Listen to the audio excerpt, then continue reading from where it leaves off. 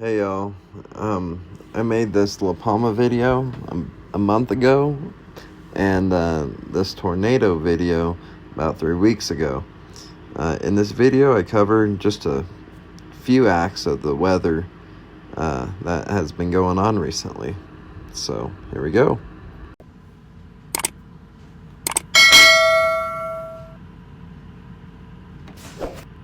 Oh, that you would tear the heavens open. Come down. The mountains shall shake before you, as when fire burns twigs, as fire makes water boil, to make your name known to your adversaries. So the nations tremble before you. When you did fearfully, which we did not expect, you came down. Mountains shook before you. The scientists foresee a disaster sparked by violent volcanic activity. Vents along the ridge, spewing plumes of ash that darken the skies. Lava pouring into a boiling sea. Hellish fires consuming forests. Earthquakes shaking the island, reducing towns and villages to rubble.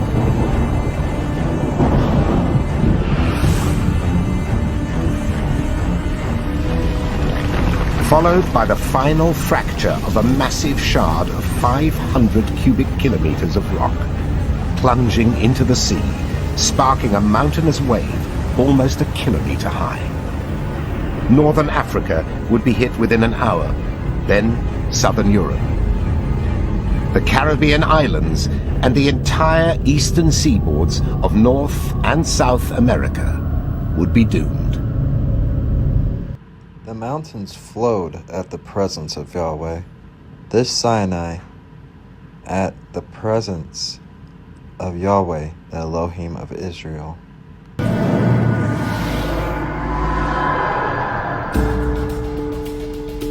Cumbre Vieja is saturated with water, capped by thick layers of ash and rock. Lava sheets, or dikes, trap the water from the side like a rocky seal.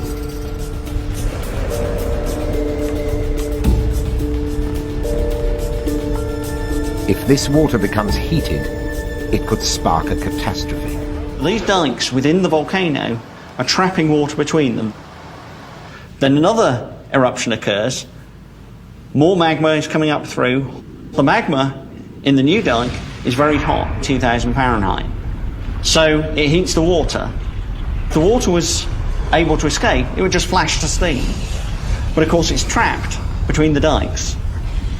So it's like the water is in a pressure cooker. You heat the water, the pressure goes up.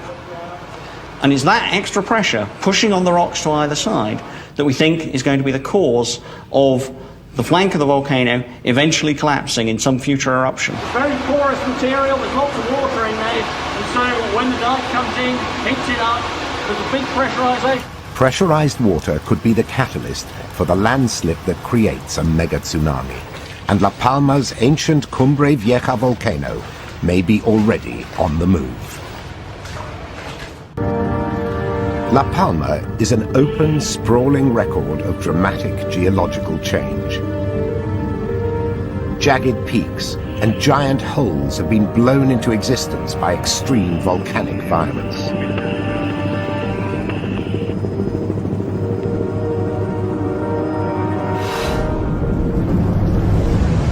Could this speck of rock in the Atlantic really cause global devastation?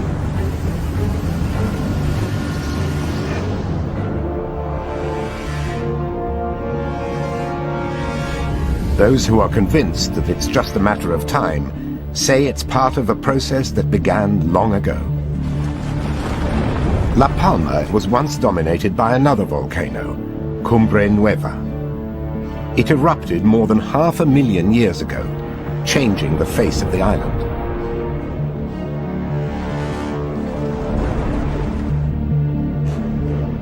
After the collapse, a series of vents emerged, creating 3 rift zones. As lava was injected into them, the rift zones swelled into the Cumbre Vieja.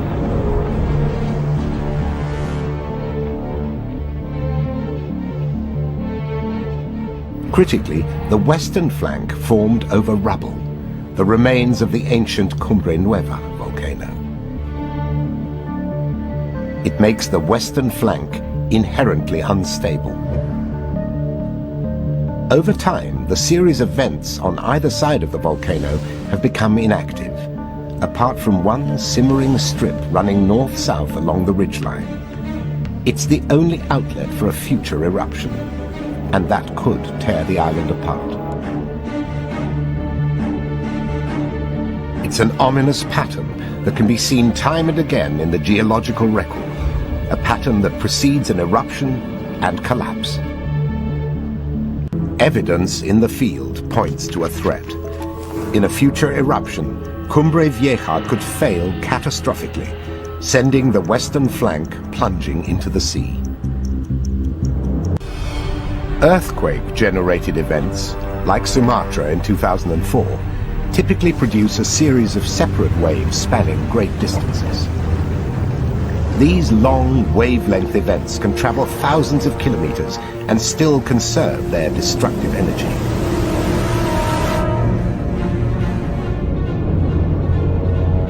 But a volcanic landslip, like the one predicted to occur off La Palma, will produce short wavelengths.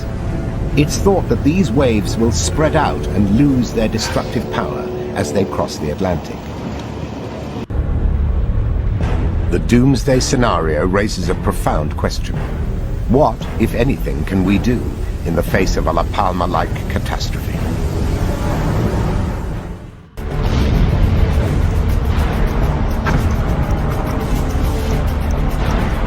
If eruptions and earthquakes did start to hit La Palma, like they did in 1949, officials half a world away in New York would face an almost impossible conundrum. If and when to issue an emergency evacuation alert. People living in low-lying areas like Brooklyn, Queens, and Lower Manhattan would be the most vulnerable to killer waves. Getting all residents to safety could take up to 18 hours. If officials waited until the tsunami was triggered, the evacuation call could come too late. The wave could rocket across the Atlantic in just 9 hours. But a false alarm would cause billions of dollars worth of disruption to businesses and lives.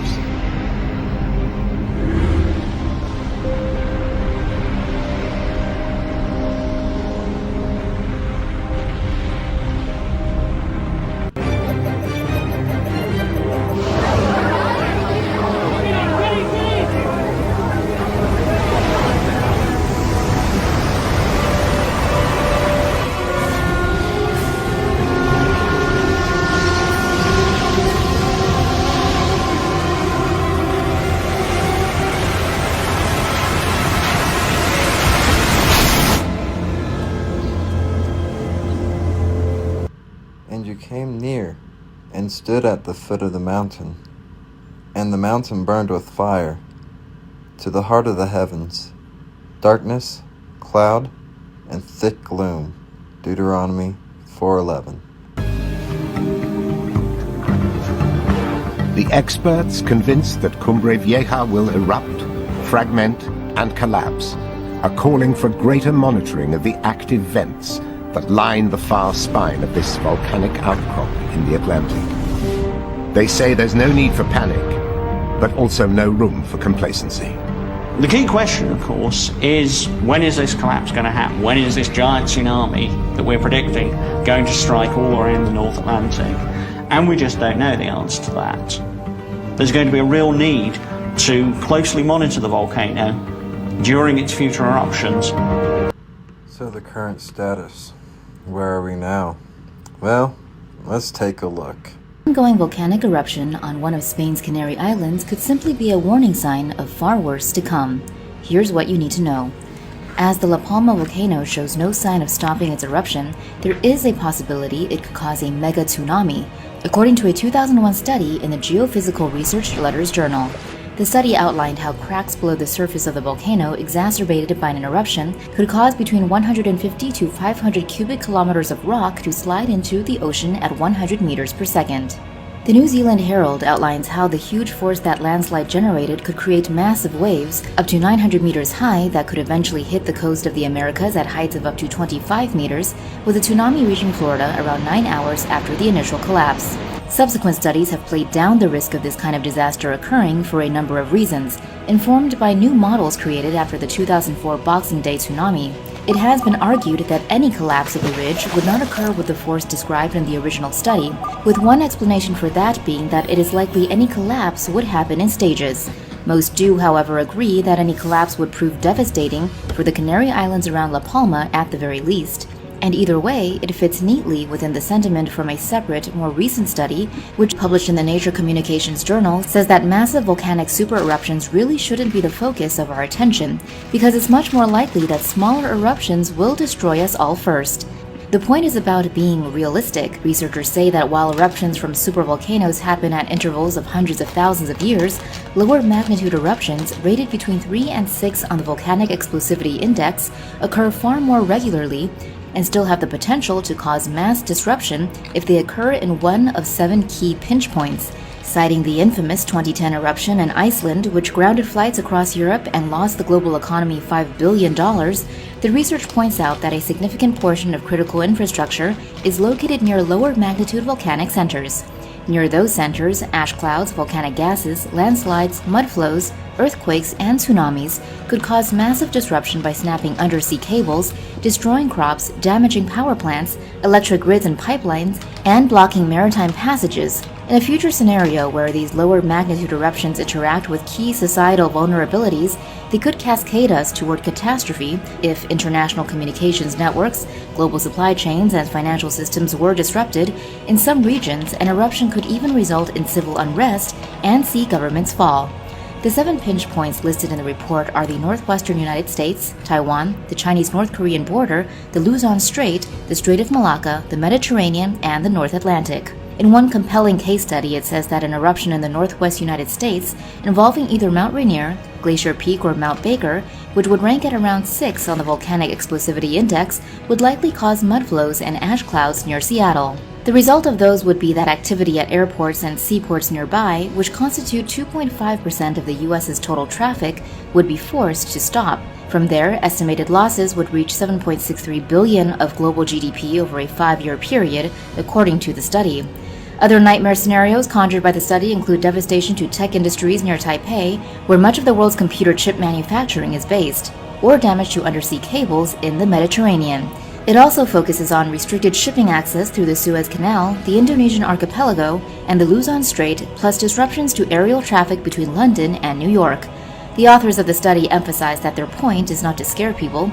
Rather, it is to say we should work towards reducing the fragility of systems to these kinds of events.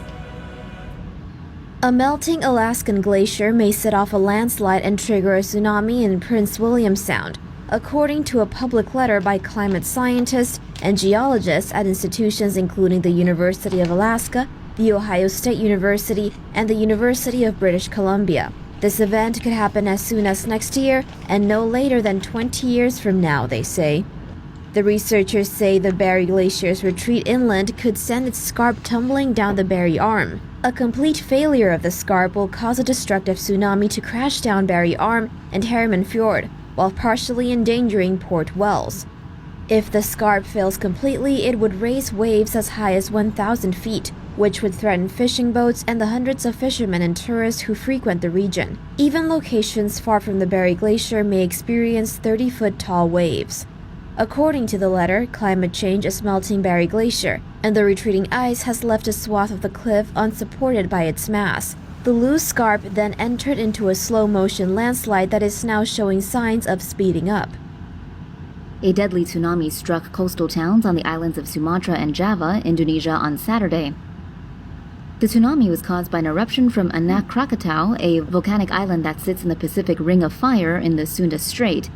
According to Reuters, the eruption caused a 64-hectare portion of the volcano to collapse into the ocean, triggering an underwater landslide that would set off the tsunami. No warning system was triggered at the time of the tsunami. Indonesian officials stated that their tsunami buoy network has not been operational since 2012. According to The Guardian, if a buoy network had been installed around Anak Krakatau, it would have given surrounding towns a maximum of 1 to 2 minute warnings ahead of pending waves. Scientists have a theory about what might have caused the tsunami that followed the earthquake in Indonesia last week to be so destructive. The BBC reports the 7.5 magnitude earthquake struck in the center of the island of Sulawesi, triggering 6-meter-tall tsunami waves that crashed into Palu City. The earthquake itself was a strike-slip quake, which means the ground breaks horizontally instead of vertically. Scientists say strike-slip quakes often cause tsunamis that are less than 1 meter tall, not one as tall as the one that hit Indonesia last week. Scientists suspect the earthquake may have triggered an underwater landslide that destabilized sediment underwater, causing it to break free and tumble. Palu's bay's elongated shape also may have amplified the effect of the tsunami. The earthquake and the tsunami have already caused substantial damage in Indonesia, with more than 1,000 people confirmed dead and many more trapped under collapsed infrastructure in Sulawesi. If you haven't accepted Jesus, Yeshua, God, the Holy Spirit into your life, you need to do it now, because this is clearly a sign that we're getting closer and closer. And you don't want to be not ready for it whenever it comes. It's going to be pretty ugly after we get raptured out of here. So keep your head lifted, keep looking up, and rejoice in the Lord. All right, y'all have a great day. See y'all later. Have you recently got that thought that God and Jesus might be judging the world through the weather?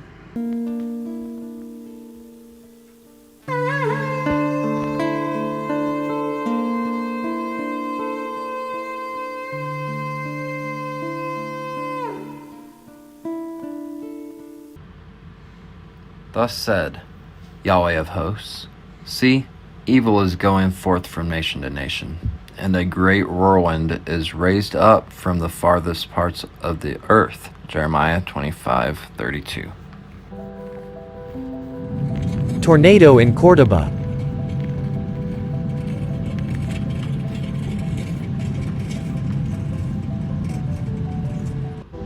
A tornado seen near Catalonia this afternoon.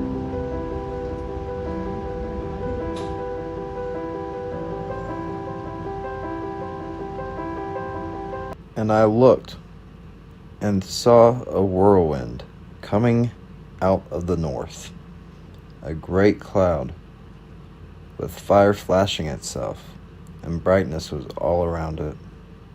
And out of the midst, like glowing metal, out of the midst of the fire. Ezekiel 1:4.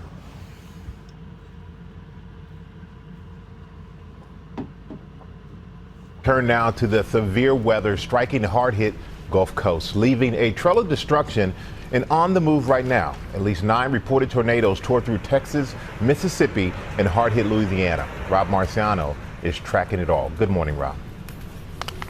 Hey, good morning, Michael. Just as this powerful gale exits the northeast, another dynamic, dangerous storm is tearing across the country. This one hit the west coast with mudslides and wind, mountain, snow, and the last 24 hours has been devastating for parts of the Gulf Coast. This morning, people picking up the pieces across southeast Texas and southwest Louisiana after multiple tornadoes tore across the Gulf Coast. Debris tossed in every direction. Oh my gosh. Drivers terrified in Orange, Texas, as this massive twister moves across Interstate 10. Power lines snapped, then igniting. Watch as this vehicle is picked up and tossed in the air. The ATV later seen mangled on the side of the road. Luckily, no one was in the vehicle. And this 1-ton pickup truck tossed on its side. And this motorhome shredded. Trees crashing down on this home in North Houston. Nearly 100 homes suffering severe damage. Louisiana hit hard next. In Lake Charles, nearly 40 homes damaged after an EF2 tornado touchdown. Winds reaching 130 miles per hour. Roofs ripped right off homes. Our house was destroyed. Drone footage capturing the severity of the damage. You can see people on the second floor of their home trying to salvage what they can. At least 2 people were injured. One man hospitalized after his home nearly collapsed with his family of 4 inside. Home surveillance capturing the storm as it moved in. This, as a difficult hurricane season, at least comes to a close. But the center of the storm is now across parts of the Tennessee Valley. The cold front that's bringing the severe weather, that's pushing across the Gulf Coast right down I-10 again. So we want to show you that. Right now it's a bit of a lull, but as the day rolls along, we get a little bit of heating from Fort Myers to Tampa to Orlando, Jacksonville, eventually Savannah, Charleston. A huge swath of the southeast is going to see potential for damaging winds and maybe even some tornadoes. And then the mother low, if you will, gets over the Ohio Valley and brings all that up into the northeast. D.C., Philly, New York. Heavy rain by tomorrow night into Saturday morning. This doesn't go anywhere too quickly, and we've got a lot of saturated ground here, so the likelihood for flooding in this part of the country is possible once again. Michael? All right, can't seem to catch a break down south, Rob. Thank you. Dust storm in San Juan.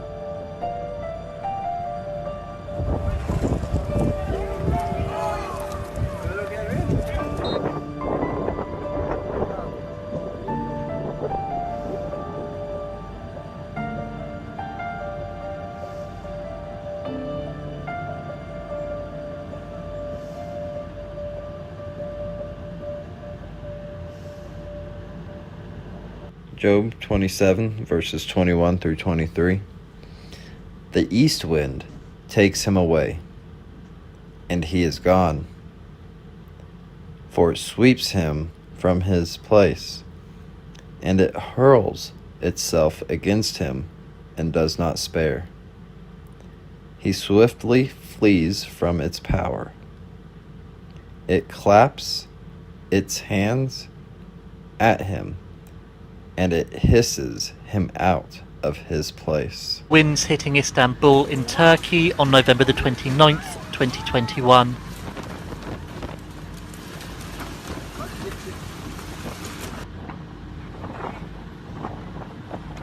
Winds of up to 130 kilometers per hour were recorded as storms hit Istanbul. Planes were grounded due to the force of the wind, with travellers left stranded.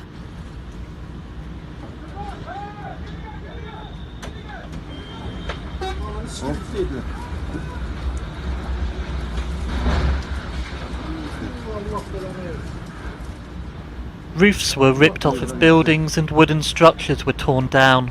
Motorists and pedestrians were hit by flying debris. Elsewhere, vehicles such as lorries and boats were blown over by the force of the wind.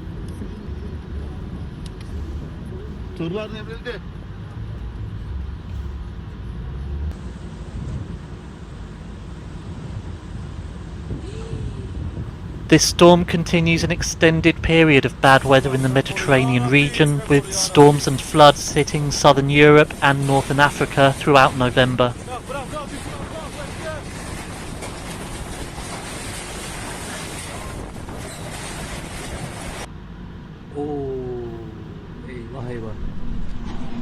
Residents were advised to stay indoors during the storm period, which is expected to last for at least one further day. Authorities are assessing the damage caused and helping affected citizens.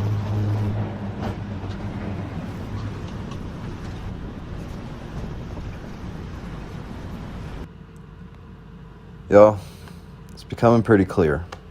We don't have much longer on this earth.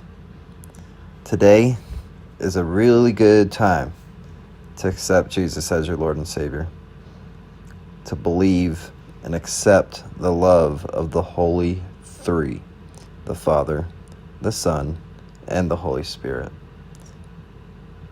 Guys, for God so loved the world that he gave his only begotten Son, that whosoever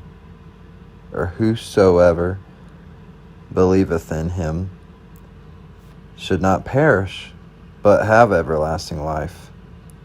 John 3:16. Y'all, I made that tornado video before that tragic tornado that ripped through 227 miles of this country, staying on the ground, happened. That tornado destroyed so much and devastated so many people it was an EF4 tornado. God bless everyone affected by it. My heart goes out to you. Y'all, stay tuned for more recent updated videos on 2021 to 2022 weather coming soon. Also, I will be making more scripture videos, so be ready for that. All right. See y'all later.